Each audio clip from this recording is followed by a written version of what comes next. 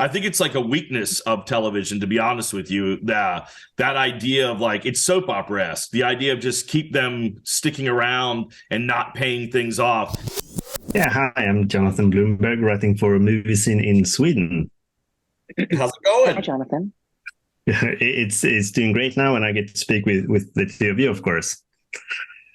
So I watched the first 7 episodes of this season, and I'm eagerly awaiting the final ones. I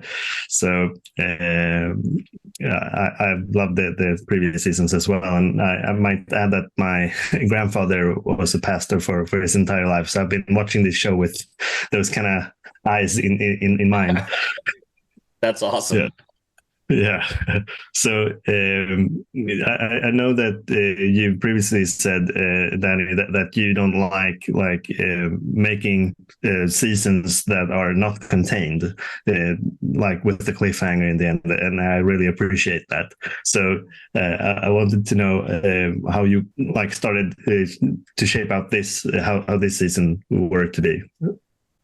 All of them we sort of like. Obviously, you kind of need to get the clarity of the show, you need to watch all the seasons, and hopefully that fills in the blanks. But from a story standpoint, we don't kind of sign off on the direction of the season until we feel like it's rich enough to be able to have a beginning, middle, and end that we can send off.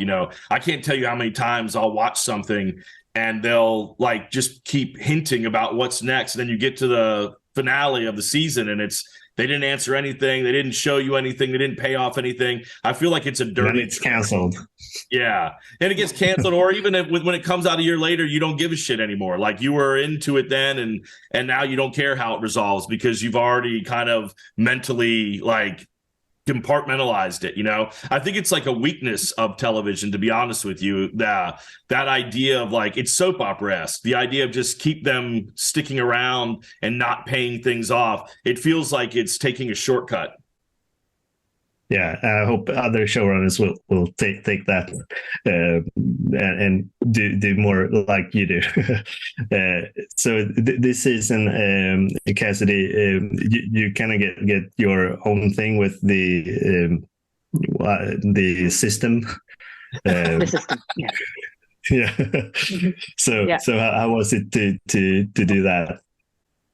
I think it's great. I think it's great whenever it's actually there's a funny scene where when BJ gets it and he's like, I think this is something that Jesse and Amber make and sell. And it's just like it's just like another way to make money, but also it like, from the outside perspective, but with an Amber, it gives her a sense of purpose. And it also is something that she thinks she can truly help people. And that's the part that kind of like breaks my heart a little bit too, is that like this really is she really believes in the system.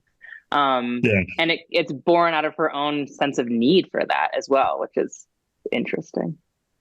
Yeah, and this show and your other shows as well, Danny, it kind of have this like on the surface level they are goofy and but there is always like a theme underneath that like really hits home, and it does that a bunch of times. How do you like make sure that you get the right balance between the goofiness and actually hitting home? You just sort of feel it out in the moment. You can kind of sense when it's going one direction too far. If it's trying to be too earnest at the sake of forgetting it's a comedy, or if it's trying to be too silly that you blow the sense of reality, or like or compromise someone's ability to relate to the characters. And so I think it's just figuring it out and finding it. And I think we've been doing it kind of long enough now that we can kind of tell how it works for us, and hopefully that translates to others. Yeah, it does translate to me at least. So thanks a lot for taking your time to speak with me now, and best of luck with the premiere. I'm sure it will go great. I like that Sweet Tooth book back there. Good pick. Yeah, it is. Take care.